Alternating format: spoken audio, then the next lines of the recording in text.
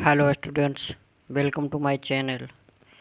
आज हम लोग क्लास 10th मैथ का चैप्टर नंबर 1 वास्तविक संख्या रियल नंबर के बारे में जानेंगे। इस चैप्टर से बोर्ड एग्ज़ाम में 2 से 5 नंबर कंफर्म है। तो जो भी स्टूडेंट्स 2025 में बोर्ड का एग्ज़ाम देने जा रहा है उनके लिए वीडियो देखना बहुत ज़रूरी है। ओके, तो चलिए वीडियो को शुरू करते हैं। वास्तविक संख्या में हमको पढ़ना है पहले क्या प्राकृत संख्या, नेचुरल नंबर। प्राकृत संख्या किसे कहते हैं? तो इसका सिंपल डिफिनेशन है कि एक से गिनती की जाने वाली संख्या को प्राकृत संख्या कहते हैं। एक बार फिर से बोलते हैं, एक से गिनती की जाने वाली संख्या को प्राकृत संख्या कहते हैं। जैसे कि एग्जाम्पल में 1, 2, 3, 4, 5, 6, 7 ... यानी कि जहाँ तक भी अनगिनत इसको गिन सकते हैं। तो जितना भी संख्या है मेरा सब क्या कहलाएगी? प्राकृत संख्या कहलाएगी, जो कि 1 से स्टार्ट होती है और अनगिनत तक जा सकती है। ठीक है। दूसरा है पूर्ण संख्या। पूर्ण संख्या, होल नंबर। इसका डेफिनेशन है 0 से गिनती की जाने वाली संख्या को पूर्ण संख्या कहते हैं। प्राकृत संख्या में था कि 1 से गिनती की जाती थी, और पूर्ण संख्या में है कि 0 से गिनती की जाने वाली संख्या को पूर्ण संख्या कहते हैं। यानी कि इसका एग्जाम्पल में सिर्फ 1 के पहले 0 लगा देंगे तो जो भी संख्या बनते जाएगी सब टोटल पूर्ण संख्या कहलाएगी। ठीक है, फिर से सुनते हैं। 0 से गिनती की जाने वाली संख्या को पूर्ण संख्या कहते हैं। जैसे 0, 1, 2, 3, 4, 5, 6 ... इत्यादि अनंत तक जा सकती है। तो ये सब मेरी क्या है? पूर्ण संख्या है। तीसरा है पूर्णांक, इंटेग्रल्स। इसका डेफिनेशन होगा प्राकृत संख्याओं के समूह में 0 तथा ऋण पूर्णांक को शामिल करने पर प्राप्त संख्याएं पूर्णांक कहलाती है। ध्यान से डेफिनेशन को सुनिएगा कि प्राकृत संख्याओं के समूह में 0 तथा ऋण पूर्णांक को शामिल करने पर प्राप्त संख्याएं पूर्णांक कहलाती है। एग्जाम्पल में 0, ठीक है, 0 से जो भी दाएं तरफ होगा वो धनात्मक संख्या होगी, जैसे कि 1, 2, 3 ... और 0 से जो बाएं तरफ संख्या होगी -1, -2, -3। तो -1, -2, -3, -4 से मेरा क्या है? पूर्णांक है। ठीक है, ऋण पूर्णांक। और 0, 0, 1, 2, 3 मेरा क्या है? 0 मिला देने पर अभी बताए थे कि क्या कहलाता है? पूर्ण संख्या, होल नंबर कहलाता है। तो 0 तथा ऋण पूर्णांकों को शामिल करने पर जो संख्या बनती है वो पूर्णांक कहलाती है। ओके। चौथा है परिमेय संख्या।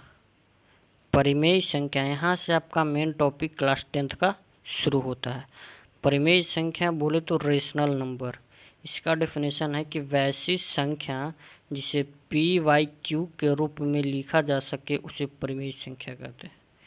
p/q मतलब भिन्न के रूप में लिखा जा सके।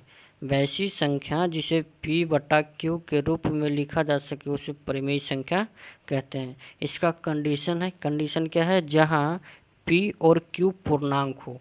p और q पूर्णांक हो। पूर्णांक मतलब अभी बताए थे 0, 1, 2, 3, 4, और 0 से पहले -1, -2, -3, -4 है। तो वही कंडीशन कहता है कि p और q इनमें से कोई एक हो, p और q, तो मेरा क्या होगा? रेशनल नंबर कहलाएगा। और q नॉट इक्वल टू 0 हो, यानी कि कोई भी अगर भिन्न p/q के रूप में है, तो अगर हम जैसे 3/4 लिखते हैं, ये p/q के रूप में है, तो क्या कहता है? q not equal to 0। q का जो नीचे इसका जो हर है 3/0 नहीं होना चाहिए। ये मेरा परिमेय संख्या नहीं कहलाएगा। ठीक है। उसके बाद है परिमेय संख्या को परिमेय संख्या को Q से प्रदर्शित करते हैं, यानी कि Q इक्वल टू P बटा Q लिख सकते हैं, Q इक्वल टू P बटा Q। ठीक है।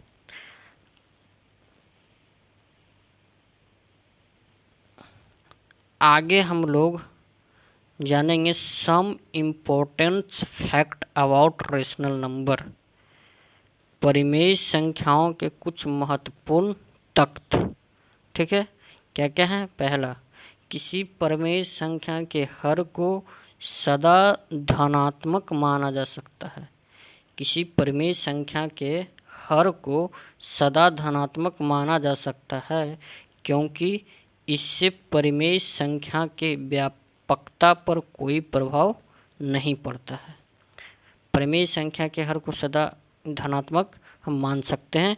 जैसे एग्जाम्पल में देखिए कि -2/3 को 2/-3 लिख सकते हैं, यानी कि अगर हम माइनस ऊपर लिखें या माइनस नीचे लिखें कोई फ़र्क हम नहीं पड़ता इस पे। ठीक है, तो अगर यही कंडीशन है कि किसी परिमेय संख्या के हर को सदा धनात्मक हम मान सकते हैं, जो हर होगा मेरा सदा क्या होगा? धनात्मक होगा। माइनस यहाँ पे लिखो या माइनस ऊपर में लिखो, ये माइनस का इस पे कोई प्रभाव नहीं पड़ता है। ठीक है, दूसरा प्रॉपर्टी है पूर्णांक परिमेय संख्या के रूप में, परिमेय संख्या के रूप में पूर्णांक, जैसे कि 3 इक्वल टू 3/1 हम लिख सकते हैं, यानी कि नीचे कुछ नहीं तो 1 होगा जरूर, तब 1 से डिवाइड करेंगे 3 में तो 3 आएगा। 5 इक्वल टू 5/1 लिख सकते हैं, -2/1 लिख सकते हैं, यानी कि ये सब मेरा क्या है? पूर्णांक है।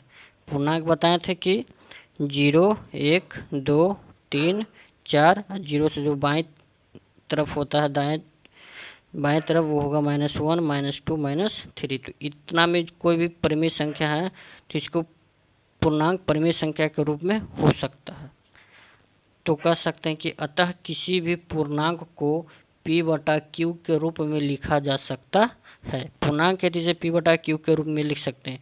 कंडीशन वहाँ था परिमेय संख्या में क्या? Q इक्वल टू नॉट 0 होना चाहिए, यानी यहाँ पे देखिए Q इक्वल टू क्या है? 1 है, तो ये तो पूर्णांक हो सकता है। तो 3/1, 5 इक्वल टू 5/1, यानी कि ये भी मेरा क्या है? P/Q के रूप में इसको हम लिख सकते हैं। तो ही कह रहा है कि अतः किसी भी पूर्णांक को P/Q के रूप में लिखा जा सकता है जहाँ Q इक्वल टू मेरा 1 होगा। ठीक है, इसलिए हम कह सकते हैं कि सभी पूर्णांक संख्याएं परिमेय संख्याएं है। तो हम क्या कर सकते हैं? ये ऑब्जेक्टिव क्वेश्चन में पूछ सकता है कि क्या सभी पूर्णांक संख्याएं परिमेय संख्याएं होती है? तो क्या लिखेंगे? यस, हाँ होती है। ठीक है, क्यों होती है अभी मैंने आपको बताया। ओके, नेक्स्ट अपरिमेय संख्या, इरेशनल नंबर। इसका डेफिनेशन है वैसी संख्या जिसे P/Q के रूप में नहीं लिखा जा सकता है उसे अपरिमेय संख्या कहते हैं। जैसे कि √2, √3, √5, √6, √7, ये मेरा क्या है? एक अपरिमेय संख्या है। इसको अगर हम इसका मान निकालते हैं तो क्या आता है? दशमलव में आता है, जो कि दशमलव में मेरा परिमेय संख्या नहीं हो सकता। ये मेरा क्या है? अपरिमेय संख्या। वही √2, √3, √4 अगर हम बात करें तो √4 का वर्गमूल कितना होता है? 2, जो कि मेरा एक क्या है? पूर्णांक है। तो पूर्णांक को अभी बताएं कि सभी पूर्णांक संख्याएं परिमेय संख्या होती है। तो √4 मेरा का इसका पूर्ण वर्ग 2 है, तो क्या हो सकता है? ये मेरा परिमेय संख्या। वही √3, तो ये मेरा क्या हो जाएगा? √3 हो जाएगा मेरा अपरिमेय संख्या। ओके, 6th नंबर में है वास्तविक संख्या, रियल नंबर।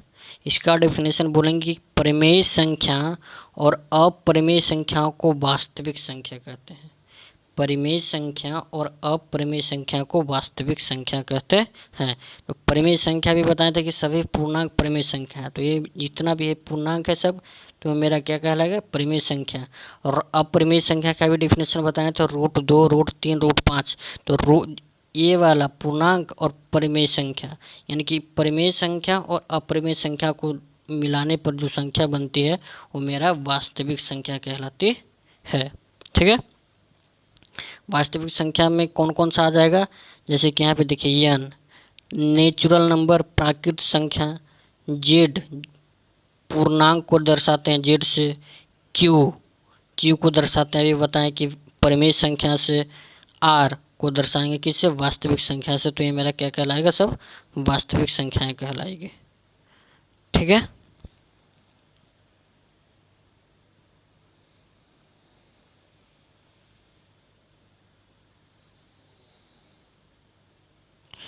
अब बात करते हैं कि परिमेय संख्या का दशमलव निरूपण कैसे हम करेंगे। परिमेय संख्याओं का दशमलव निरूपण, तो जैसे कि 3/5 है, तो 3/5 को हम 0.6 लिख सकते हैं। कैसे, 5 से डिवाइड करेंगे अगर हम 3 में, तो कितना आएगा, 5 में 3 से 0 बार में 0, 3, यहाँ पे दशमलव देंगे, दशमलव के बदले एक 0 आता है, तो 5 छके 30।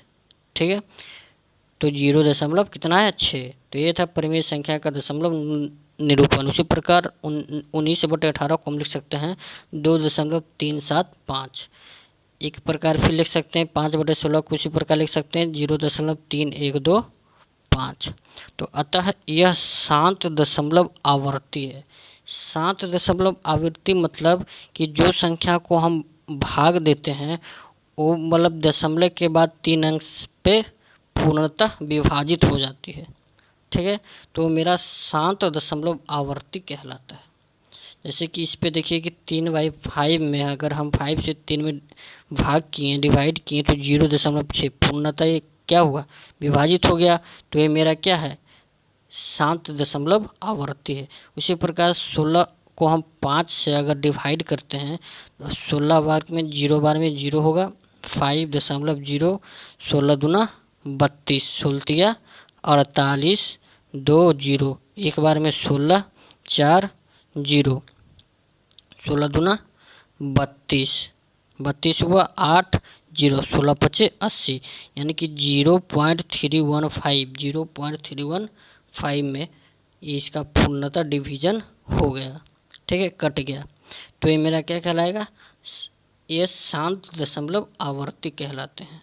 ठीक है, उसी प्रकार देखिए कि यहाँ पे 10/3 है, तो 3 को अगर हम कितना भी 10 से अगर हम डिवाइड करते हैं तो 3 3 9, एक दशमलव में यहाँ पे दशमलव के बदले 0, 3 3 9, 1 0, दशमलव 3 3 9, 1 0, 3 3 9, ऐसे ही करते जाएंगे आगे तक, अनंत तक। तो ये मेरा कभी भी पूर्णतः भाग इससे नहीं लगेगा। तो ये जो मेरा भाग जब नहीं लगता है तो क्या कहलाता है ये, अतः यह अशांत दशमलव आवर्ती कहलाते हैं। तो आई होप आप लोग को बात समझ में जरूर आया होगा। नेक्स्ट है क्वेश्चन, इसका हम सॉल्व कर सकते हैं। ठीक है, क्वेश्चन इसका हम लोग अब सॉल्व करेंगे। क्या कहता है क्वेश्चन, निम्नलिखित परिमेय संख्याओं में कौन कौन अवसानी को जिसको अभी हम बताए थे शांत, तथा कौन कौन अशांत दशमलव आवर्ती है। कैसे चेक करेंगे, तो इसमें इससे क्या करेंगे, डिवाइड करेंगे। तो डिवीजन में अगर हम पूर्णतः विभाजित हो जाता है तो शांत कहलाएगा, नहीं विभाजित होगा तो अशांत कहलाएगा। ठीक है, तो देखिए डिवीजन में भाग नहीं लगा तो ये मेरा क्या कहलाया, अशांत कहलाया। एक इसका एक और कंडीशन है, क्या है कि जिस संख्या में या केवल 5 हो या केवल 2 हो, तथा 2 और 5 दोनों हो तो वह संख्या शांत दशमलव आवर्त कहलाती है। जिस संख्या में या तो केवल 5 हो या तो केवल 2 हो, नहीं तो 2 और 5 दोनों हो, जिस संख्या के गुणनखंड में या तो केवल 5 हो या तो केवल 2 हो, नहीं तो 2 और 5 दोनों हो, तो वह संख्या क्या कहलाएगी, शांत दशमलव आवर्त कहलाएगी। किसमें, हर में, जिस संख्या के हर के गुणनखंड में, जिस संख्या के हर के गुणनखंड में या तो केवल 2 हो या तो केवल 5 हो, नहीं तो 2 और 5 दोनों हो, तो वो मेरा शांत दशमलव आवर्त कहलाता है। जैसे कि 13 है, तो 13 के गुणनखंड में हम चेक करेंगे तो 13 का गुणनखंड 13 × 1 होता है, तो इसमें 2 और 5 नहीं है, तो ये मेरा क्या कहलाएगा, अशांत दशमलव आवर्त कहलाएगा। ठीक है। उसी प्रकार दूसरा है, जैसे कि देखिए इसका हर का अगर हम क्या गुणनखंड कहते हैं 20 का, तो क्या होगा 2 × 2 × 5, 2 × 2 × 5, यानी कि 2 और 5 दोनों है इसमें, तो ये मेरा क्या कहलाएगा, शांत दशमलव आवर्त, शांत दशमलव आवर्त कहलाएगा। अभी बताया था मैंने कि जिस संख्या के हर में या तो केवल 2 हो या तो केवल 5 हो, नहीं तो 2 और 5 दोनों हो, तो वो मेरा शांत दशमलव आवर्त कहलाता है। ठीक है। उसी प्रकार है 125, 125 का अगर हम क्या गुणनखंड करते हैं तो क्या होता है 5 × 5 × 5, केवल इसमें क्या है सिर्फ 5 है, तो ये मेरा क्या कहलाएगा, शांत दशमलव आवर्त। ओके। दूसरा क्वेश्चन है कि निम्नलिखित संख्याओं को P/Q के रूप में लिखें। P/Q के रूप में लिखना है, तो 8.675 को कैसे लिख सकते हैं P/Q के रूप में, तो 8,675 बट्टे में दशमलव के बदले 1 दशमलव के बाद कितना अंक है, 1 2 3 अंक, तो 3 जीरो दे दिए, ये मेरा किसका फॉर्म में आ गया, P/Q के रूप में। उसी प्रकार आगे है 9.91, इसको कैसे लिख सकते हैं, 991 दशमलव के बदले 1 दशमलव के बाद कितना अंक है, 2 अंक, तो 2 जीरो, ये किसका फॉर्म में आ गया, P/Q के फॉर्म में। ठीक है। उसी प्रकार है 1.0001, तो यहाँ लिखेंगे 1.0001 बट्टे दशमलव के बदले 1 दशमलव के बदले कितना अंक है, 1 2 3 4, तो 4 जीरो आंसर। ओके। अब देखिए क्वेश्चन नंबर 3 क्या कहता है कि निम्नलिखित संख्या को P/Q के रूप में व्यक्त करें जहां P तथा Q पूर्णांक है तथा Q नॉट इक्वल टू 0 है। ये क्वेश्चन जो है बिहार बोर्ड मैट्रिक एग्जाम में हमेशा बार बार पूछा जा चुका है, तो आप लोग इस प्रश्न को ज़रूर सॉल्व करें। ठीक है। तो चलिए इसको देखते हैं क्या कहता है कि निम्नलिखित संख्या को P/Q के रूप में व्यक्त करें जहां P तथा Q पूर्णांक हो तथा Q नॉट इक्वल टू 0 हो। तो P/Q के रूप में कभी तब आएगा जब इसका कंडीशन था कि P तथा Q पूर्णांक संख्या हो और Q नॉट इक्वल टू 0 हो। जैसे कि देखिए पहला क्वेश्चन है कि 0.6, इस पर रेकरिंग लगा हुआ है, इसको बोलते हैं रेकरिंग या बार बोल सकते हैं, रेकरिंग ऐसे तो बोल सकते हैं इसको। तो इसको सॉल्व करने का तरीका है, आइए जानते हैं। तो इसको मान लेंगे कि माना कि x इक्वल टू 0.6। ठीक है। अब देखिए जो संख्या पे रेकरिंग लगा हुआ है उसको हमको 2 बार लिखना है। तो 6 पे रेकरिंग लगा हुआ है तो 6 को हम कितना बार लिखे, पहले से तो एक 6 था 0.6, लेकिन इस पे रेकरिंग लगा है तो इसको 2 बार और 2 बार और लिखे, 6 और 6। अगर कोई संख्या पे जैसे कि 0.5 है, अगर इस पे रेकरिंग लगा हुआ है तो इसको हम ऐसे लिख सकते हैं 0.5 तो है ही, लेकिन रेकरिंग लगा तो इसको 2 बार और लिखो। ठीक है। उसी प्रकार 0.025 है, अगर 2.5 पे रेकरिंग लगा है तो 2.5 को भी हम डबल लिख सकते हैं, जैसे कि 0.025 ये तो है, बाकी 2.5 पे रेकरिंग लगा है तो 2.5 को डबल लिखो, 2.5 ठीक है। तो उसी प्रकार इसको हम मान सकते हैं कि माना कि x इक्वल टू 0.666, इसको समीकरण 1 मानते हैं। अब क्या करेंगे, दोनों तरफ 10 से गुना करने पर, अब दोनों तरफ 10 से ही क्यों गुना करेंगे, तो देखिए जिस संख्या पे जितना रेकरिंग लगा रहता है उतना हम उससे गुना करते हैं। अगर एक संख्या पे रेकरिंग लगा हुआ है तो हम 10 से गुना करेंगे। ठीक है, तो एक संख्या पे रेकरिंग लगा हुआ है, अगर सॉरी एक अंक पे रेकरिंग लगा हुआ है तो 10 से गुना करेंगे। जब 2 अंक पे रेकरिंग लगा रहेगा तब हम उसमें 100 से गुना करेंगे। जैसे कि देखिए 0.25, अगर 25 पे रेकरिंग लगा हुआ तो 2 अंक पे रेकरिंग लगा हुआ है, तब इसमें हम 100 से गुना करेंगे। अगर वही 3 अंक पे रेकरिंग लगा रहे तो हम 1000 से गुना करेंगे।